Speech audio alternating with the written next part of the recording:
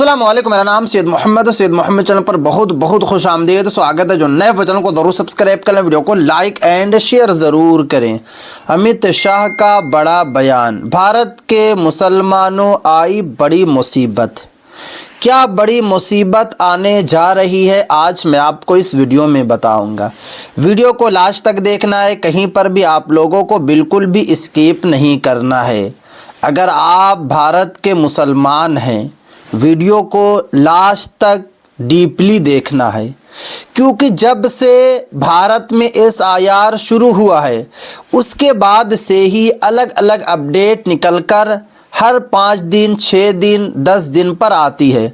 कभी योगी आदित्यनाथ साहब की तरफ से अपडेट निकल कर आती है, तो कभी अमित शाह साहब की तरफ से जो है बड़ी अपडेट निकल कर आती है, तो कभी नीतीश कुमार साहब की तरफ से जो है बड़ी अपडेट निकल कर आती है।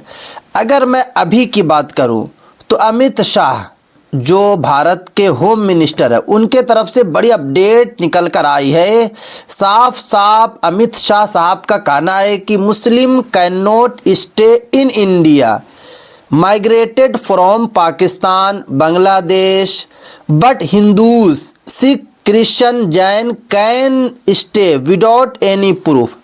यानी कि अमित शाह जो भारत के होम मिनिस्टर, उनका कहना है कि अगर पाकिस्तान या बांग्लादेश से कोई मुसलमान आते हैं तो उनको बिल्कुल भी भारत में नहीं रखा जाएगा, बट अगर हिंदू आते हैं या फिर सिख आते हैं या फिर क्रिश्चियन आते हैं या फिर जैन आते हैं तो उनको जो है रखा जाएगा विदाउट एनी प्रूफ। यानी कि उनसे कोई भी प्रूफ नहीं लिया जाएगा, उनसे कोई भी दस्तावेज नहीं लिया जाएगा।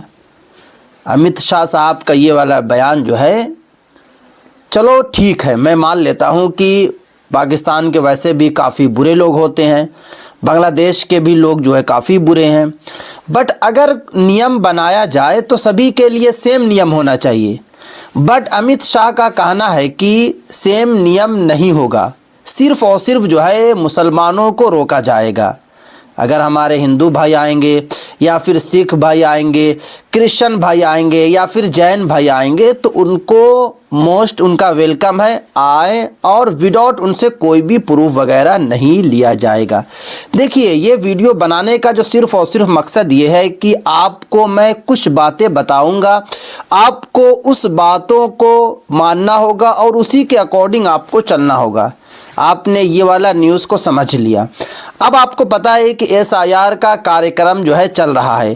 13 राज्यों में एसआईआर जो है कंप्लीट हो चुका है। पहले जो है बिहार में हुआ, उसके बाद आपको पता है कि 12 राज्यों में जो है एसआईआर जो है कंप्लीट हुआ है। उत्तर प्रदेश के साथ जो है गुजरात और बंगाल में भी जो है एसआईआर हो चुका है। और यहाँ पर सबसे ज़्यादा जो है मुस्लिमों का नाम जो है एसआईआर से बाहर हुआ है, स्पेशल इंटेंसिव रिवीजन से बाहर हुआ।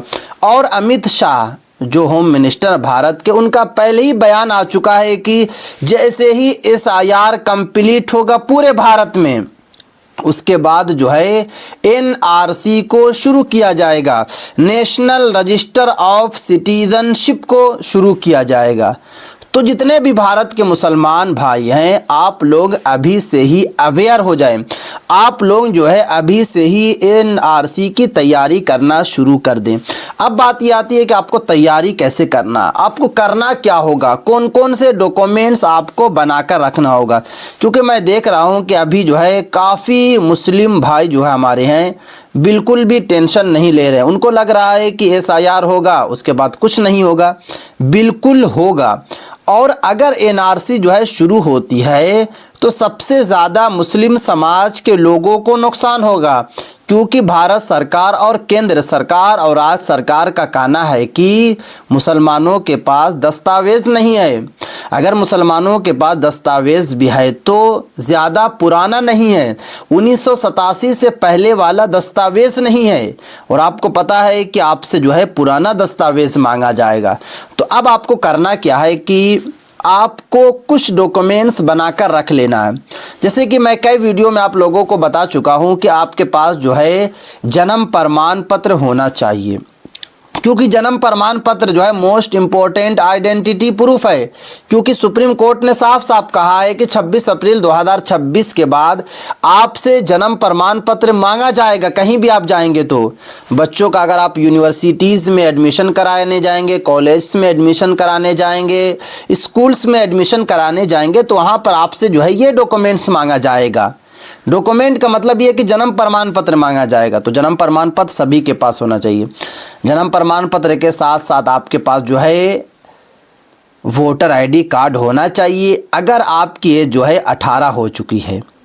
उसके बाद आपके पास पैन कार्ड होना चाहिए, राशन कार्ड में नाम जुड़ा आपका होना चाहिए, साथ में जो है पासपोर्ट आपके पास होना चाहिए, आधार कार्ड होना चाहिए। ये 6 जो डॉक्यूमेंट्स है पूरे भारत के जितने भी मुस्लिम समाज के लोग हैं सभी के पास होना चाहिए। क्योंकि अगर एनआरसी को सरकार लाएगी तो एनआरसी सभी के लिए होगा। बट आपको पता है कि मुसलमानों की हालत क्या है, ये आपको सही से पता है। क्योंकि यहाँ पे आप देख सकते हैं कि अगर अदर कंट्री से मुस्लिम समाज के लोग बाहर ये भारत आते हैं तो उनको एंट्री नहीं किया जाएगा। बट अगर कोई अदर कंट्री से हिंदू भाई या फिर सिख भाई या फिर क्रिश्चियन भाई या फिर जैन भाई आते हैं तो उनका मोस्ट वेलकम किया जाएगा भारत में। उनसे कोई भी प्रूफ नहीं मांगा जाएगा, कोई भी आइडेंटिटी कार्ड उनसे नहीं मांगा जाएगा। तो एनआरसी में इसी तरीके से काम होगा। तो आप लोगों को पहले से अवेयर होना होगा। क्योंकि मैं कई वीडियो बना चुका हूँ बट काफ़ी मुस्लिम समाज के लोगों को लगता है कुछ होने वाला नहीं है। यही आप लोगों की बड़ी गलतफहमी है। जब होगा तब आपको समझ में आएगा। क्योंकि आप जो है डेटा देख सकते हैं एसआईआर का। अगर आप लोगों को बिलीफ नहीं हो रहा तो आप लोग डेटा देखिए एसआईआर का क्या हो रहा मुसलमानों के साथ। तो आप लोग जो है अवेयर हो। और साथ में देखिए जितने भी मुस्लिम समाज के लोग हैं मैं सभी से रिक्वेस्ट करूंगा, दरख्वास्त करूंगा कि आप भारत के किसी भी आप कोने में रहते हैं, किसी भी गांव में रहते हैं, किसी भी शहर में रहते हैं, किसी भी कस्बा में रहते हैं तो आप लोग एक कमेटी ज़रूर बनाएं और कमेटी में कम से कम 5 से 10 लोगों का नाम को ऐड कर लें। और ऐड करने के बाद जो है कि हर घर में जाकर जो है सभी लोगों का डॉक्यूमेंट्स को चेक करें। क्योंकि भारत में कुछ ऐसे भी गाँव हैं, कुछ ऐसे भी लोग हैं जिनके पास कोई भी दस्तावेज़ नहीं है। और अगर वो चाह भी रहे हैं दस्तावेज़ बनाने के लिए तो उनके पास पैसा नहीं है। जैसे कि जन्म प्रमाण पत्र में भी पैसा लगता है बनाने में, पासपोर्ट बनाने में भी पैसा लगता है, राशन कार्ड में नाम भी जुड़वाइएगा तो आपको जो है दलाल को कुछ पैसा देना पड़ेगा, पैन कार्ड बनाने में भी पैसा लगता है, वोटर आईडी कार्ड भी अगर अप्लाई किसी से कीजिएगा तो वहाँ पर भी उनको 100 से 150 रुपया देना पड़ेगा। तो पैसा भी खर्च है डॉक्यूमेंट्स तैयार करने में।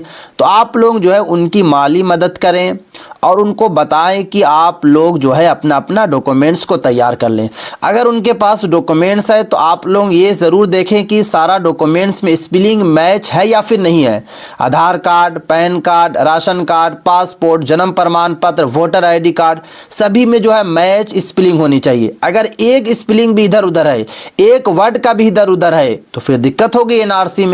तो उसका आप लोग सही कराएं। तो ये आप जो है रिस्पॉन्सिबिलिटी लें। सभी से मैं बता रहा हूँ जितने भी मुस्लिम समाज के लोग हैं।